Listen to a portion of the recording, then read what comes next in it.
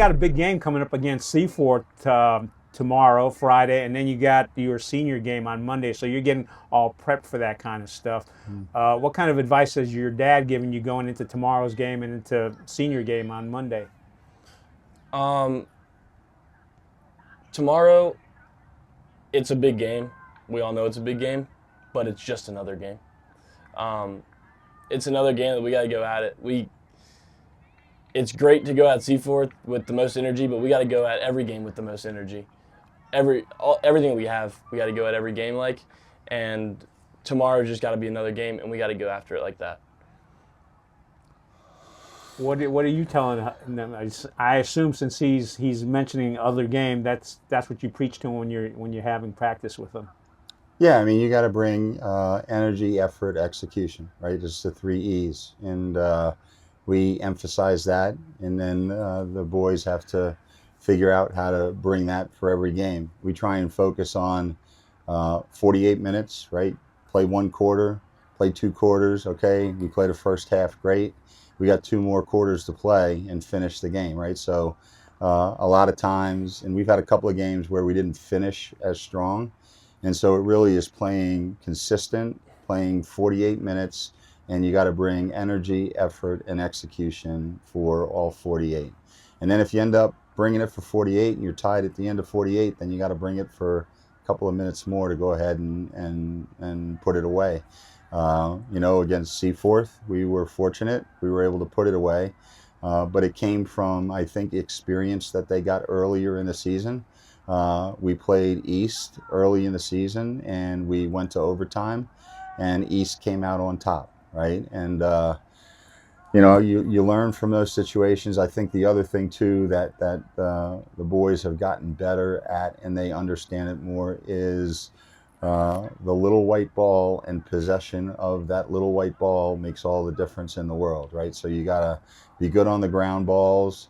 You got to go ahead and possess the ball, and you got to be able to pass and catch. And it's really, we say it often, let's be great at the basics. And if we can be great at the basics, energy, effort, execution, play for 48 minutes, then we'll have success.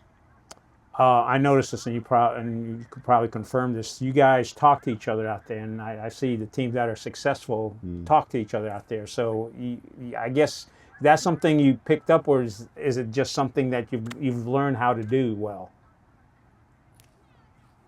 In terms of the players, or how we run the program? How you run the program, and then I guess it translates over to the players, because when I'm out there taking pictures, you guys are constantly talking to each other. You also are shouting, you're shouting plays, for lack of a better term, from the bench area. Yeah, and that's really how the game's played. I mean, there's certain sets that you want to go ahead and get into, and then the boys have to execute from whatever set we're in.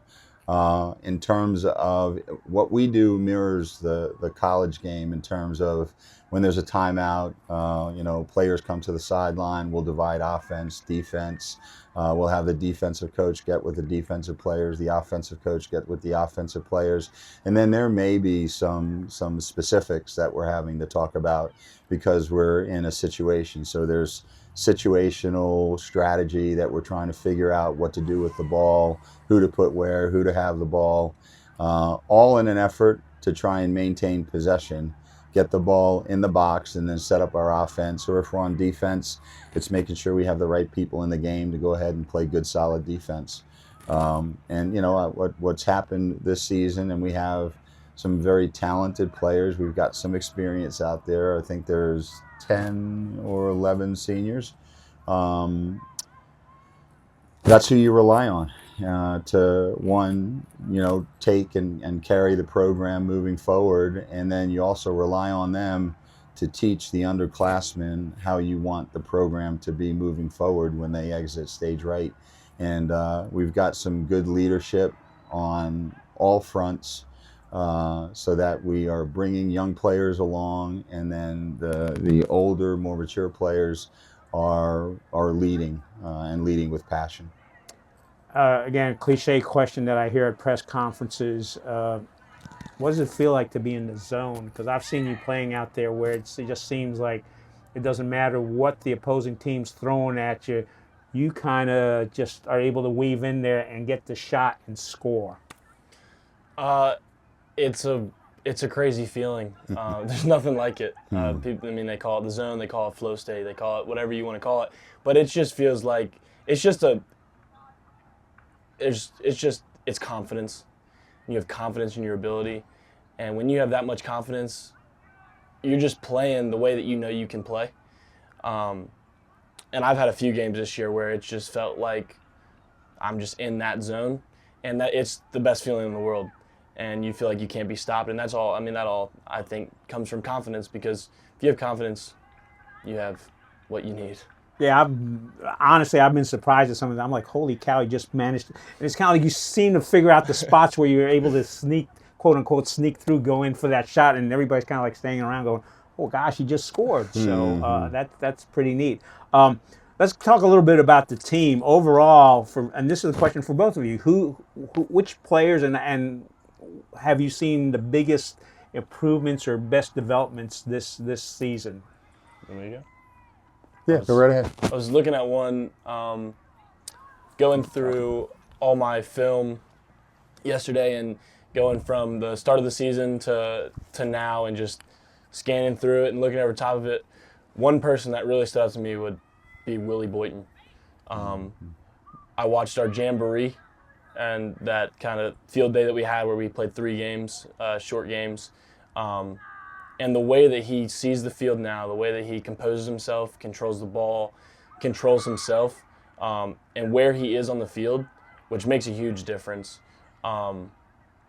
He has shot up tremendously, and he has gotten so much better just throughout the season. He's been playing for 2 years now, but the amount that he's playing now is so much more than before.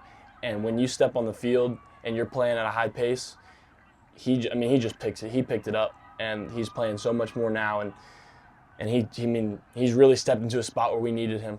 We needed him a lot. Our D middies, him and Joe, we need both of them, and both of them have gotten so much better this season. Yeah, I think for me, it's both sides of the ball. It's offense, it's defense. Individual players, they've gotten better, but I think units have gotten better. Our defensive unit, close defense, has gotten better. Really, and that comes because of the high level IQ that James Flanagan has and his ability to talk, right? Communication's key. Offensively, I think as a unit, our attack unit has gotten better, and our midfield unit has gotten better. Another place that we've really stepped up is the face-off X. And I think Eli Mingz, he probably played one of the best games he's ever played in his entire career against Orange. We lost, but just from a sheer developmental stage, Eli, our attack unit, our defensive unit, everyone's going to have to play at the top of their game in order for the team to be successful. So yeah, I just got to smile because when you said Eli, it's like if you're standing on the sidelines, you guys are shouting Eli, Eli, right. Eli. Yeah, So it's definitely a gung ho type of feeling out there. Sure. And I got to keep an eye on the clock because you got a call. I'm gonna let up when he has 5 minutes before. Is that gonna be okay? That's fine. Is that okay? Okay, yeah. So we got about 5-10 more minutes to go. Looking at, let's assume that you're talking to your teammates that are going to be on the team for next year. What kind of advice can you give them for 2026, 2027? Because you're not going to be here anymore. I don't think you are. It's going to be a lot of work, and it's going to be a lot more than maybe some expect. I'm proud of them for what I see them do after practice. There's a lot of them that stay after and shoot. But that's going to have to continue not only after practice, but that's what's going to have to continue. And that type of buy-in and that type of drive is what's going to have to continue every single day off season. And that's how they're going to improve tremendously. And I think that they can, and I think that they have the skill level to improve so much. But the type of buy-in that I'm seeing from them now is amazing, and that's what they're going to have to need to do and have every single day throughout the off season. And they're gonna have to come out here not alone and just shoot, but come out here with someone, pass with someone, and just bond with everyone around them. All right, I told your dad I was going to ask this question because I've been doing videos with student athletes here in Chatham County for 17 years, and I've had some of those students who are now adults with kids come back and say, hey, I appreciate you doing those videos. So I'm going to ask you this question. It's 2026. Let's say you're looking at this in 2040. Let's say your dad's there, maybe you got a couple of kids. What would you say to yourself in 2040 to both yourself, your dad, and your kids? That's to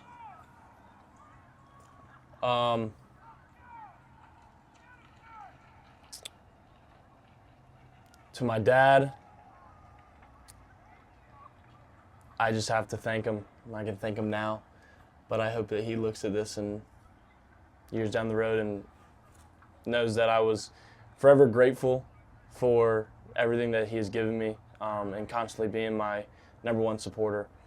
To myself, I'd have to say that I'm proud of myself for whatever's coming for me. There's many battles that are going to come for me, but there's also a lot of good times and victory and whatnot, and everything that's going to come is given from God and is His plan. And I'd have to just say that whatever I'm doing, I'm proud of myself and just continue to do what I'm doing. To my kids, for them to always know that I'll be there for them through it all, the same way that my role model and the person that I look up to was always there for me. And I'll continue and always and forever wish the best for them. And I'll always try my hardest to help them succeed in everything that they're doing. All right, now it's your turn. You're talking to him in 14 years, 2040. You're talking to your grandkids. Yeah. What can you say?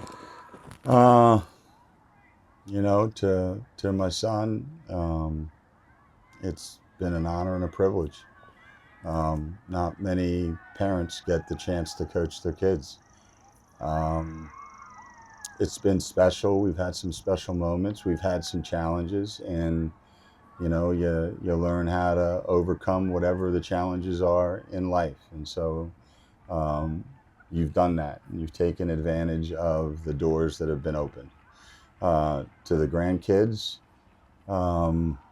savor your time as a child and enjoy it, because time goes quickly. And before you know it, you're 63 years old, and you look back and you say, how the heck did we get here so fast, right? You know, I think one of the things that has gotten every single one of these boys, and particularly Grayson and my other children, to where they are, is the parental support. And our program is a culture, and it's the parental support, and it's the reason why a Grayson and or any other player has the opportunity to go on to the next level on many an occasion. It's because they've had support, people that have helped them get there. And so to the grandkids, I hope you have as much support as my kids have had from your parents, and I believe that will be the case. All right, and I have to add this part. It's my fault for forgetting this part. What can you say to your mom? Because I know if we don't include her, yeah, no, she's gonna awesome. round me up and say, hey, "What? Did you forget about me?" No, she's a rock star. She's there for all of our kids, Kennedy, Sydney, Grayson, through their collegiate careers and through their education, and now that you know, they're getting a little bit older, she's constantly there for them. So yeah. All right, what can you tell mom in 2040? Same thing that I told dad. Just thanking her for everything. I hope she always knows that she she was my biggest supporter.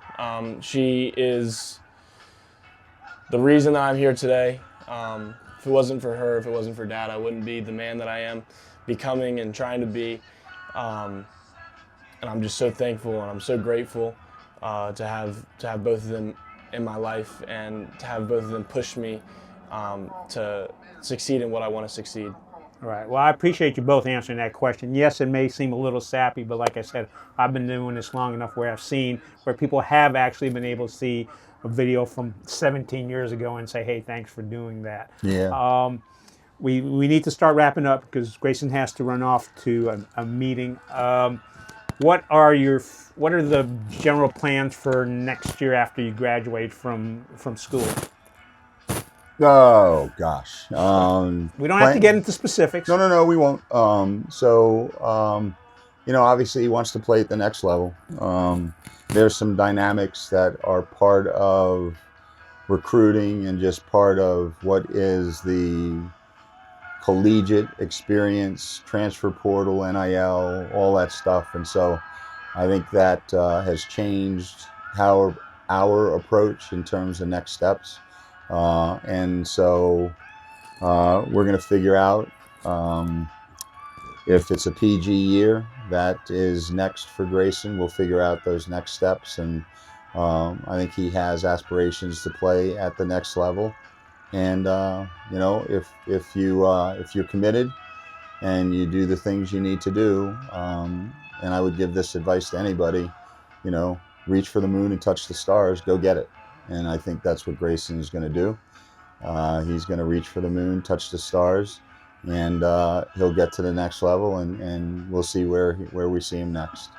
Well, it sounds like things are pretty much set in motion. So we're hoping you'll have a successful post-high school career.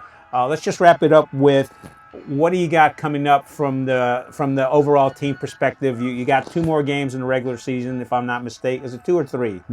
We have 4 4 okay. more 3 games, next week and 2 conference, 2 non-conference. And we need to go ahead and win the conference games and prepare for the playoffs. And so that really is where we're at. We're going to try and make sure we keep our boys healthy, that they'll be ready mentally, they'll be ready physically. And then, the thing about playoffs, once we get there, is it's lose or go home. I love the playoffs. And you never know what's going to happen, right? And so if the team that I know that we are comes to every game during the playoffs, we can make a deep run. And it really is, you look at one season, you close out one season, you reset, and the playoffs are a new season, and you take it one game, one quarter, 48 minutes at a time. And if you come out on top in that game, you move on. If you don't, you go home. And you said one of your memories was from freshman year when you did make it to the championship game. So maybe you got another good memory coming up. We'll see. All right, folks, there you got it. Dad, son, lacrosse. Well, hopefully both lacrosse legends. And thank you so much for watching this, Coach. Thank you, Gene. Appreciate Grayson. Appreciate everything. Appreciate yes, it. Best of luck. Thank you very so much. All right, Grayson.